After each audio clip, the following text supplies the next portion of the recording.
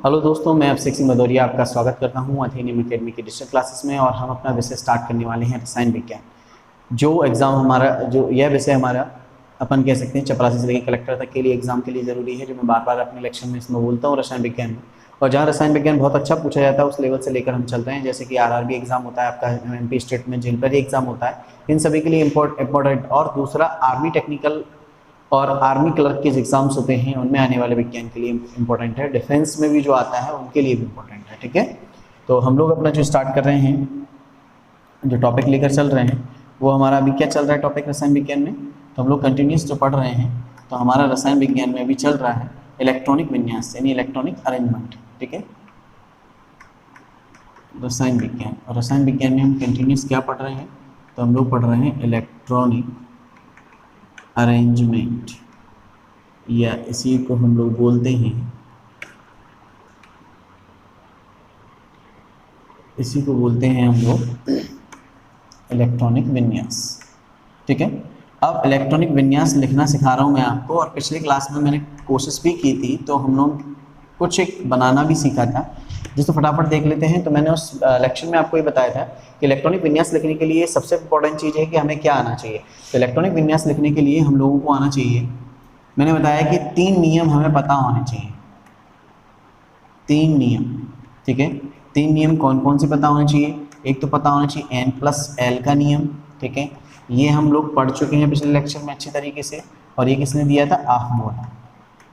आफवो के द्वारा ये नियम दिया गया था, जहाँ मेहनत किसी भी कक्षा की N+L से एनर्जी स्टेट पता करके फिर ये बताते थे कि इलेक्ट्रॉन अब किस कक्षा में जाएगा।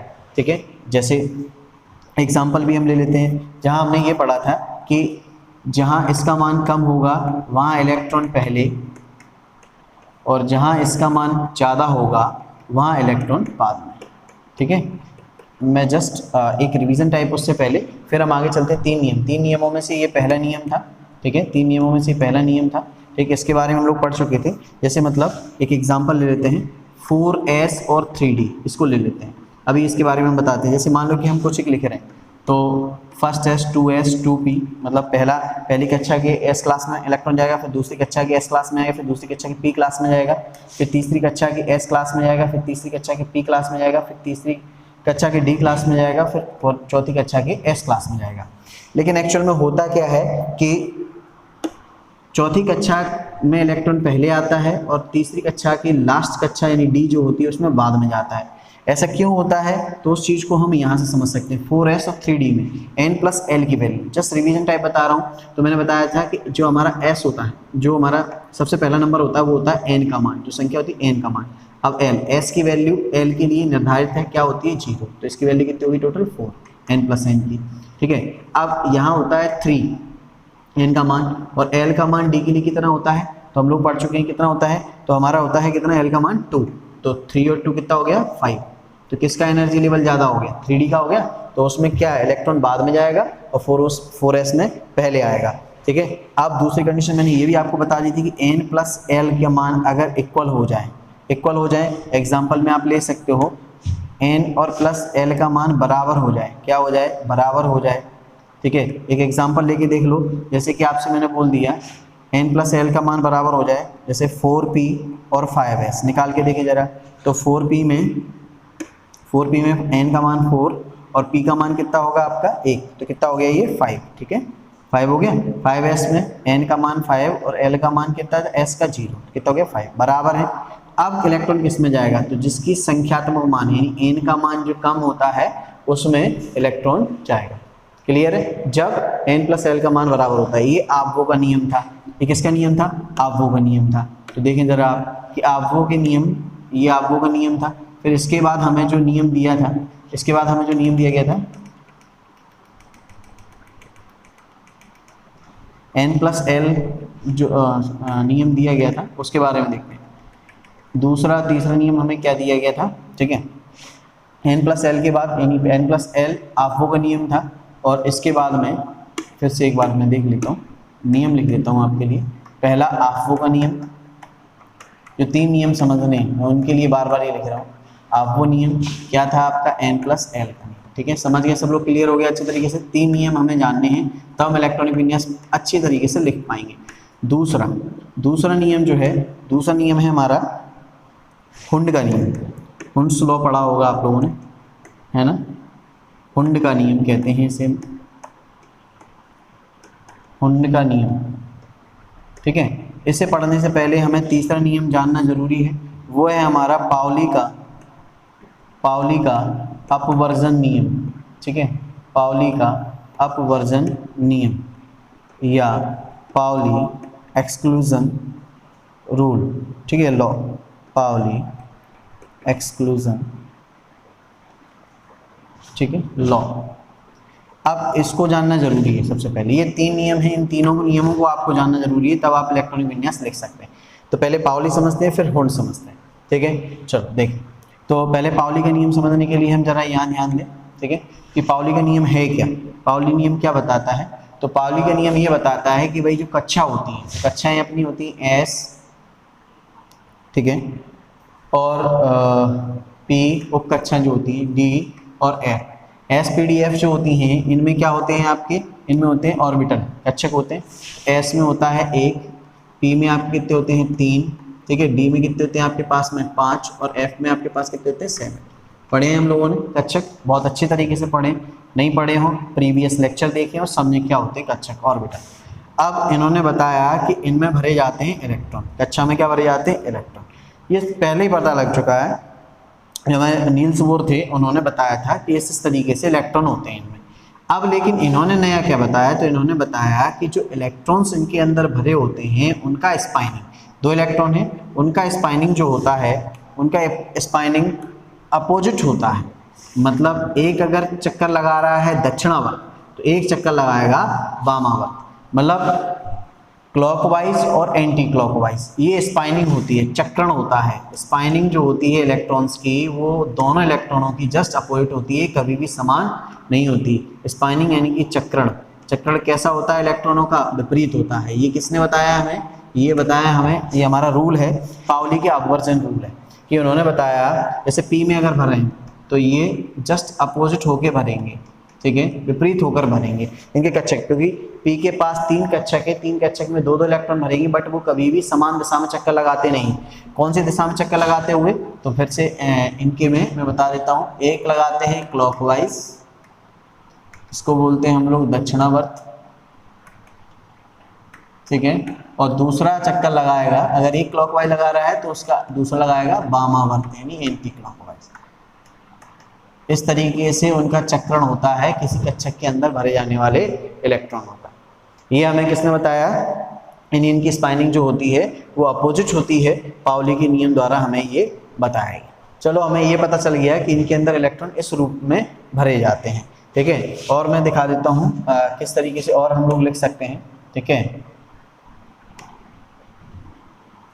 कोई एग्जाम्पल हाँ यहाँ ले लेते हैं, ठीक है। स्पाइनिंग जैसे एस में आपने कितना भरा, 2 भरे, ठीक है, पी में कितने भरे, 3 भरे, डी में कितने भरे जाएंगे, 5 भरे जाएंगे, ठीक है ना। अब भरे कैसे जाएंगे इलेक्ट्रॉन्स, तो जस्ट अपोजिट, इनकी स्पाइनिंग कैसी रहेगी, विपरीत होगी, ठीक है, विपरीत होगी, तो विपरीत भरे जाते हैं समान दिशा में। अगर आपसे कोई ऐसे भर के दे दे क्वेश्चन में, अगर आपसे दे जाए कि इलेक्ट्रॉनिक जो ऑर्बिटल में इस तरीके से, तो वो क्या होगा, गलत होगा, बिल्कुल गलत होगा, ये याद रखें, ठीक है। इस तरीके से या बीच में कहीं दे दिया जाए, तभी तो आपसे बोला जाता है, किसी आपने क्वेश्चंस देखे होंगे स्कूल्स में हम लोग पढ़ते थे, तो वहाँ आता था एक चित्र इस तरीके से बना हुआ, इनमें से कौन सा सही है या कौन सा गलत। तो जहाँ जिसके कक्षा के अंदर, कक्षक के अंदर, ऑर्बिटल के अंदर इलेक्ट्रॉन इस तरीके समान दिशा में भरे दिख जाएंगे, वो गलत होता है। अब दूसरी चीज, चलो ये समझ में आ गया कि ये विपरीत चक्कर लगाते हैं, स्पाइनिंग करते हैं। तो हुंड ने फिर क्या नियम दिया, तो हुंड के नियम को समझते हैं। पाउली के नियम के समझने के बाद हमें हुंड के नियम बड़े आसानी से समझ में आ जाएगा, ठीक है। अब हम पढ़ते हैं हुंड्स लॉ, ठीक है। तो हुंड्स लॉ क्या है, ये 2nd नंबर का नियम है, बट हुंड्स लॉ है क्या, हुंड का नियम। तो इन्होंने ये बताया कि इलेक्ट्रॉन्स जो कक्षक में भरे जाते हैं, ऑर्बिटल में भरे जाते हैं, वो तो सही है कि पाउली ने बताया कि भाई किस तरीके से भरे जाएंगे, वो उनकी स्पाइनिंग एक दूसरे के विपरीत होगी। लेकिन वो जब इलेक्ट्रॉन भरे जाएंगे तो सबसे पहले वो सभी कक्षकों के क्या करेंगे, आधी आधी कक्षाएं पूरी करेंगे, उसके बाद वो रिपीट होना स्टार्ट करेंगे। जैसे एग्जाम्पल में लेते हैं, ठीक है, एग्जाम्पल में क्या ले लेते हैं हम लोग, तो एक एग्जाम्पल देखते हैं फटाफट से जिसको हम लेकर चलते हैं, ठीक है। जैसे कि मान लो कि आपको एक एग्जाम्पल दे दिया जाए कि हमें लिखा 1s², 2s² और 2p4, ठीक है, ये लिखा। अब भरने के लिए 1s², इसमें हमने 2 भर दिए, ठीक है। फिर इसके बाद में 2s², इस वाली कक्षा में 2s, ये 1s² हो गया, ये मैंने 1² का बना दिया, मैंने 2s² का बना दे रहा हूँ मैं, ठीक है। यहाँ हम लोगों ने 2 भर दी। अब 2p6, अब इसके अंदर आपको पता है कितने कक्षक होते हैं, 2p4 है यहाँ पे, ठीक है। तो 4 भरने का तरीका क्या है जरा देखें। तो हम लोगों ने क्या किया, इस तरीके से भर दिए, 4 ही तो भर दी, लेकिन ये क्या हो गया, गलत हो गया। उन्होंने इसी चीज को समझाया है कि सबसे पहले एक इलेक्ट्रॉन सभी कक्षकों में जाएगा, ठीक है, फिर उसके बाद वो रिपीट होना स्टार्ट करेंगे, ठीक है। अब एक और एग्जांपल देख लेते हैं, जैसे कि हम मान लो कि किसी ने हमसे कक्षा में कह दिया कि आपको D7 भरना है, क्या भरना है, D7, क्लियर। अब D7, अब D में आपके पास कितने कक्षक होते हैं बताएं फटाफट, ये बना हुआ ना D का, ठीक है, बना हुआ 5 कक्षक होते हैं, तो भरते हैं। अब मान लो कि मैंने 7 को ऐसे भर दिया, ठीक है, इस तरीके से भर दिया, तो ये भी गलत है तरीका, ठीक। दूसरा और ले लेते हैं कि और किस तरीके से भर सकते हैं, और प्रॉपर फिर उन्होंने जो नियम बताया उस तरीके से कैसे भरा जाएगा वो देखते हैं। देखो, सबसे पहले उन्होंने बताया कि आप क्या करेंगे, सभी में पहले एक इलेक्ट्रॉन भरेंगे। हमारे पास 7 है ना, तो 1 1 1 1 1 1 5 भर गए। अब पाउली का नियम लगा देंगे। पाउली का नियम कहता है कि अगर एक क्लॉकवाइज है तो एक एंटी क्लॉक जाएगा, 6, ठीक है, और 1 7 हो गए। तो 2 कक्षक पूरे भर गए, 3 कक्षक खाली हैं। तो जो कक्षक पूरे भरे जाएंगे वो वैलेंसी, यहाँ से मैं वैलेंसी भी समझा देता हूँ आपको, वो संयोजकता में नहीं गिने जाएंगे, और जिनकी कक्षक खाली हैं वो हमारे वैलेंसी शो करेंगे। तो यहाँ 1 2 3 कक्षक खाली है, तो इसकी वैलेंसी कितनी हो जाएगी, 3, ठीक है। इसकी कितनी वैलेंसी हो जाएगी, 3। समझ में आया सभी को, ठीक है। तो इस तरीके से हम लोग क्या करते हैं, कक्षक जो इलेक्ट्रॉनिक विन्यास में प्रॉपर तरीके से कक्षकों को भी इलेक्ट्रॉन कक्षकों में इलेक्ट्रॉन भरते हैं। एक एग्जांपल ले लेते हैं, अगर आपको ये चीज़ समझ में आई होगी तो आप लोग बना पाएंगे इसको, ठीक है। जैसे अगर एग्जांपल लेते हैं, अपने पास एटॉमिक नंबर जो है वो अपने पास में है। अगर हमने जैसे मान लिया कि हमारे पास में एटॉमिक नंबर है 15, क्लियर। अब पहले हम इसको इलेक्ट्रॉनिक विन्यास लिखना सीखें, तो वह इसकी क्या पता करनी है आपको बतानी है, मुझे संयोजकता बतानी, वैलेंसी निकालना सिखवा रहा हूँ पहले, ठीक है। संयोजकता यानी वैलेंसी निकालनी है इसकी, ठीक है। तो हम लोग क्या करेंगे, सबसे पहले लिखेंगे इसका जो इलेक्ट्रॉनिक अरेंजमेंट है वो नोट करेंगे। तो 1s², 2s², 2p6, 3s² और 3p3, 6 4 10 और 5 15 भर गए। चलो, अब जो हमने 3p भरा हुआ है, ये लास्ट ये भरा हुआ है, अब इसका हम क्या करते हैं, हुंड के नियम के अनुसार इसको प्रॉपर इसकी बैलेंस चेक करते हैं। पी में कितने कक्षक होते हैं, 3, ठीक है। इनमें हमने क्या किया, इलेक्ट्रॉन भरना स्टार्ट किया, ठीक है। तो पहले 1 1 1 सभी में भर गए, 3 ही थी हमारे पास में, लेकिन तीनों कक्षाएं हमारी क्या है, खाली है। तो इसकी संयोजकता कितनी हो जाएगी, समझ में आ गया होगा, इसकी वैलेंसी कितनी हो जाएगी, 3 हो जाएगी। अब सब ये कहेंगे कि सर सबकी 3 आती है क्या, नहीं, तो हम ना थोड़ा सा क्वेश्चन को अब चेंज कर देते हैं, ठीक है। इतना समझ में आ गया होगा, क्वेश्चन को अब थोड़ा सा हम चेंज कर देते हैं। अब हम क्वेश्चन ले लेते हैं, मान लो कि हमारा कोई एटॉमिक नंबर जो है वो एटॉमिक नंबर है हमारे पास में 14, ठीक है, एटॉमिक नंबर 14 है। तो हमें क्या करना है, इसका इलेक्ट्रॉनिक अरेंजमेंट लिखना है और साथ में इसकी बैलेंसी भी बतानी है, बैलेंसियाँ बताएं, संयोजकता बताएं। चलो, तो 1s², 2s², 2p6, 3s², 3p2, 14 ही तो है हमारे पास में। अब p को हम पाउली की तरह लिखते हैं और हुंड की तरह उसको भरते हैं। तो 1 in 1, ठीक है, अगले में इलेक्ट्रॉन गया ही नहीं, ठीक है। 3 कक्षक थे 3 कक्षक में 6 इलेक्ट्रॉन भरे जाते हैं, बट हमारे पास 2 ही हैं, तो 2 को हमने भरा, इसलिए इसने हिस्सा ही नहीं लिया क्रिया में। तो अब ये 2 कक्षक हैं जो पूर्ण होने से बचे, तो कितने बचे, 1 यहाँ बचा और 1 यहाँ बचा, तो टोटल नंबर ऑफ वैलेंसी कितनी होगी, 2। उसकी संयोजकता कितनी होगी, 2। ठीक है, तो इस तरीके से हम क्या कर सकते हैं, इस तरीके से हम सभी एटॉमिक नंबर्स की संयोजकता निकाल सकते हैं।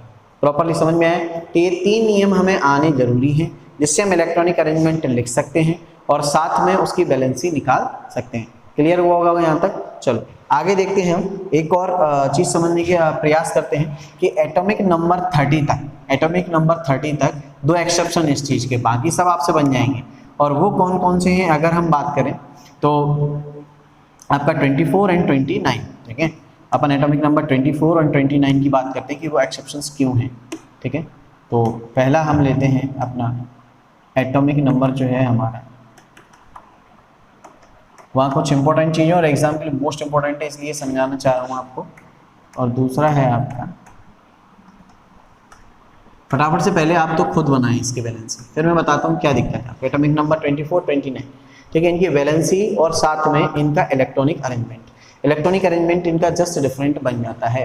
ठीक है, देखते हैं हम। ठीक है, चलो atomic number 24 and atomic number 29 बनाने से पहले हम क्वेश्चन ये समझ लेते हैं कि एटॉमिक नंबर 30 तक बनाने के लिए मैं आपको एक ट्रिक सिखाता हूँ। ठीक है, वो ट्रिक आप यहाँ समझ लो पहले, फिर हम इनको आगे समझते हैं। ठीक है, वो ट्रिक क्या है, एक जनरली सी अपनी लैंग्वेज टेक्निक कह सकते हैं, आप लोग अपने तरीके से बना सकते हो। जैसे कि यहाँ तक का मतलब हम किस कक्षा तक जाएंगे हमेशा कि 30 तक के, यानी परमाणु क्रमांक 30 तक के सभी इलेक्ट्रॉनों का इलेक्ट्रॉनिक अरेंजमेंट आप बड़ी आसानी से लिख पाएँ। आपको कैसे पता लगेगा कि S में आएगा, 2S में आएगा, फिर 2P में आएगा, फिर 3S में आएगा, फिर अपना 3D में आएगा, तो उसको मैं बताता हूँ। सबसे पहले जैसे हमने ले लिया एक किसी का नाम ले लेते हैं, पहली कक्षा S होती है, तो S में हमने किसी से ले लिया, किसी का सुरेश ले लिया, चलो ले लेते हैं। तो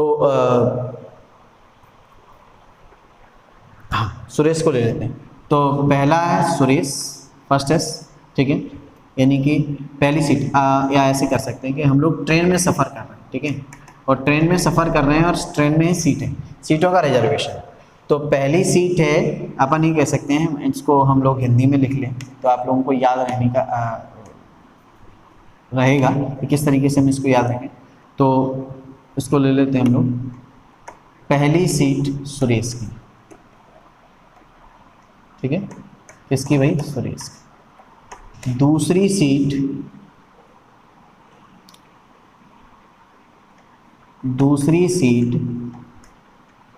सुरेश की पत्नी की। ठीक है, याद करने की कोशिश करें। तीसरी सीट मैं आपको बता देता हूँ कैसे बन जाए। तीसरी सीट सुरेश के पापा की। ठीक है, और चौथी सीट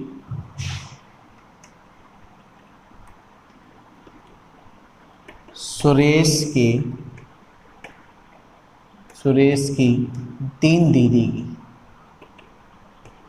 ठीक है, अब देखो पहली सीट सुरेश की, पहली यानी नंबर यहाँ से हमें मिला पहला। ठीक है, first, S for Suresh, first S. फिर दूसरी सीट यानी दूसरी सीट सुरेश की, फिर एस मिला।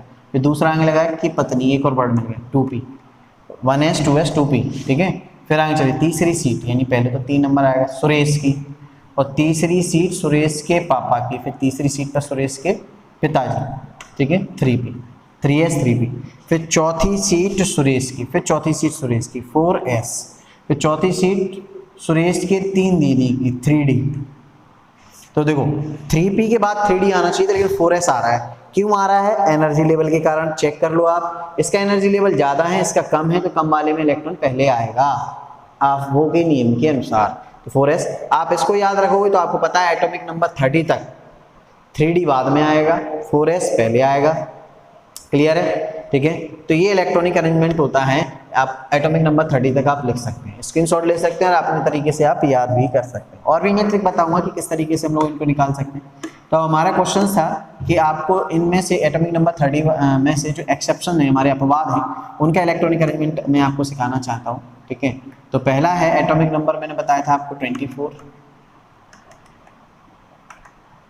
और दूसरा हम भरना चाह रहे हैं एटॉमिक नंबर 29। क्लियर। अब एटॉमिक नंबर जो 24 है वो काय का है, क्रोमियम का, और एटॉमिक नंबर 29 है वो काय का है, आपका कॉपर। अब एटॉमिक नंबर 24 को हम भरते हैं तो हम लिखते हैं 1s², 2s², 2p6, 3s², 3p6, 4s², 4p। अब कितना हो गया, 6 4 10 हो गया, ठीक है, 10 और 6 2 18 और 20 हो गया, ठीक है। अब अपने पास में क्या बचा, 4p4, ठीक है। क्लियर है, समझ में आया सभी को। चल अब आगे देखते हैं कि 24 हो गया,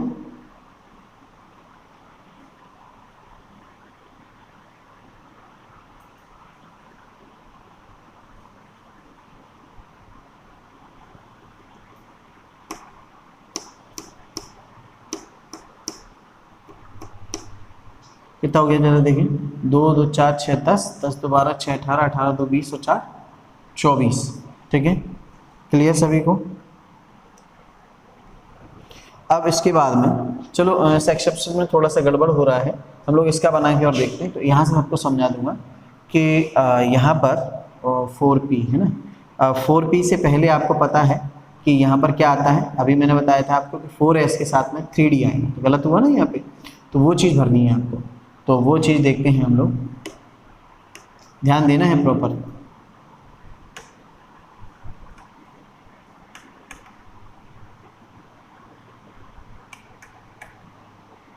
ठीक है, ध्यान देना है हमें इस चीज़ पर कि यहाँ 3d आएगा, क्लियर है, 3d, और 3d में बचे इलेक्ट्रॉन कितने आएंगे हमारे पास, 4।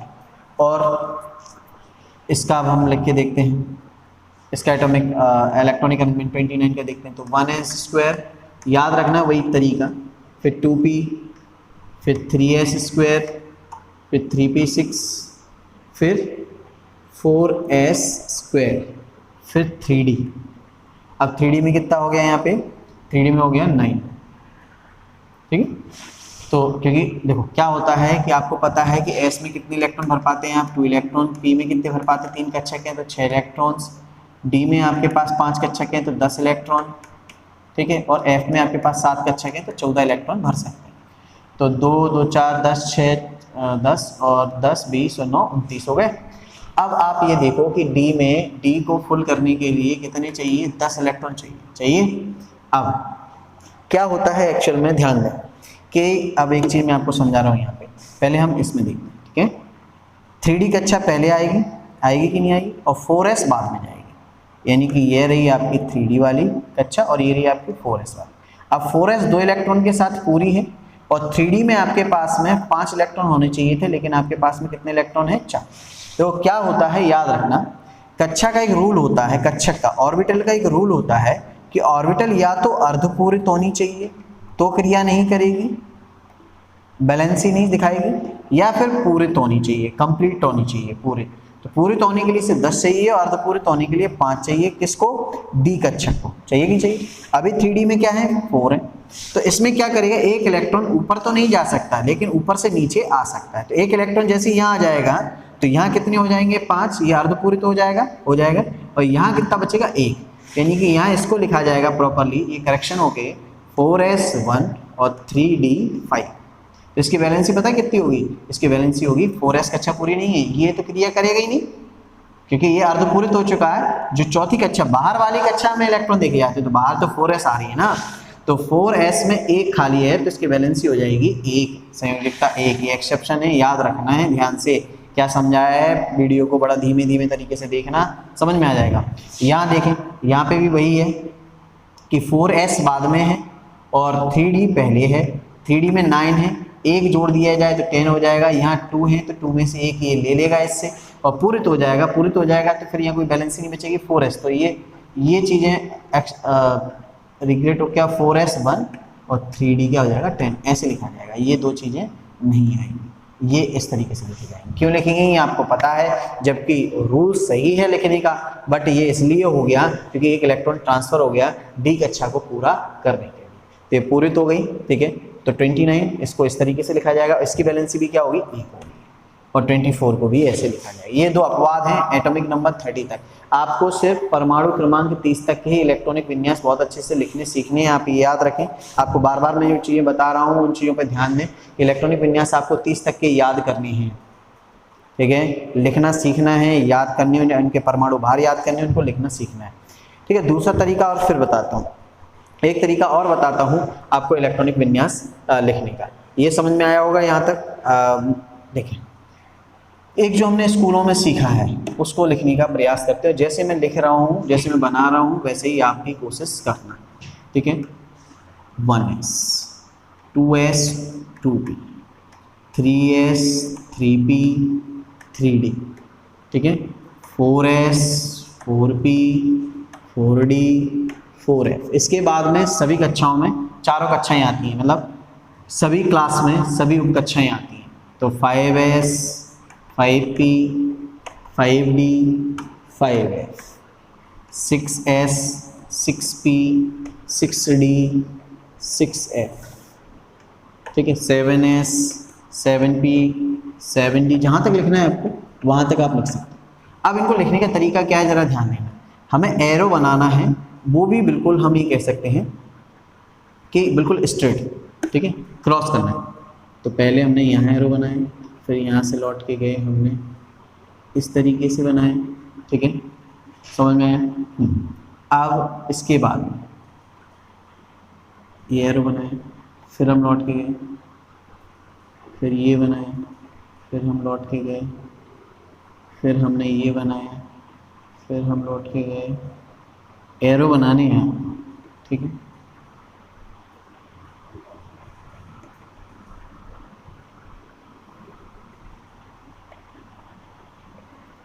आप जहाँ तक बनाना चाहते हैं वहाँ तक आगे बना सकते हैं इस तरीके से। अब जो क्रॉस है उनको पहले लिखेंगे हम लोग, ठीक है, जो एरो में स्टार्ट हो रहे हैं, एरो जहाँ से स्टार्ट हो रहा है वहाँ से लिखेंगे। तो पहले फर्स्ट एस को क्रॉस किया इसने, तो पहले फर्स्ट एस लिखा जाएगा, फिर आगे आके इसने किसको क्रॉस किया, 2s को, फिर रिवर्स हो गया, फिर पहले के कौन मिला 2p, फिर 3s, फिर 3s के बाद में आपने देखा होगा रिवर्स हो क्या मिला 3p, फिर 3p के बाद में क्या मिला 4s, 4s के बाद रिवर्स हो गया क्या मिला 3d, 3d के बाद क्या 4p, 4p के बाद 5s, 5s से रिवर्स हो गया 4d, 4d के बाद में 5p 6s, ठीक है 6s, और 6s के बाद में फिर रिवर्स हो गया 4f 5d 6p और 7s। कहीं तक भी लिख सकते हैं। ये हमारा क्लास का मेथड है जो हम लोगों ने स्कूल में सीखा था। तो आप भी एक बार बना के प्रैक्टिस करेंगे तो आप भी इसको लिखना सीख जाएंगे। तो इस तरीके से हम लोग प्रॉपरली किसी भी नंबर का, वहाँ तक जो मैंने ट्रिक बताई थी वो तो हमारे कहाँ तक का था, परमाणु क्रमांक 30 तक के आप इलेक्ट्रॉनिक विन्यास बड़ी आसानी से लिख सकते हैं। लेकिन यहाँ जो मैंने बताया है, ये मैंने जो तरीका बताया है, ये मैंने किसके लिए बताया है आपको, कि आप किसी भी परमाणु क्रमांक का क्या लिख सकते हैं, एटॉमिक इलेक्ट्रॉनिक अरेंजमेंट लिख सकते हैं, इलेक्ट्रॉनिक विन्यास लिख सकते हैं। ठीक है, तो समझ में आया होगा कि किस तरीके से हमें इलेक्ट्रॉनिक विन्यास लिखने हैं। ठीक है, क्लियर हुई होंगी चीज़ें कि इलेक्ट्रॉनिक विन्यास हम लोगों को किस तरीके से लिखना है। तो बस वही चीज़ है कि मैं आपको पूरा मेहनत करके ये सिखाना चाह रहा हूँ कि हम एग्जाम के क्वेश्चन सबसे इंपॉर्टेंट थे 24 और 29, बहुत सारे एग्जाम में पूछे जा चुके हैं और पूछे जाएंगे आगे एग्जाम तक, और परमाणु क्रमांक 30 तक ही सफिशिएंट हो जाता है हम इलेक्ट्रॉनिक विन्यास निकालना सीख लें।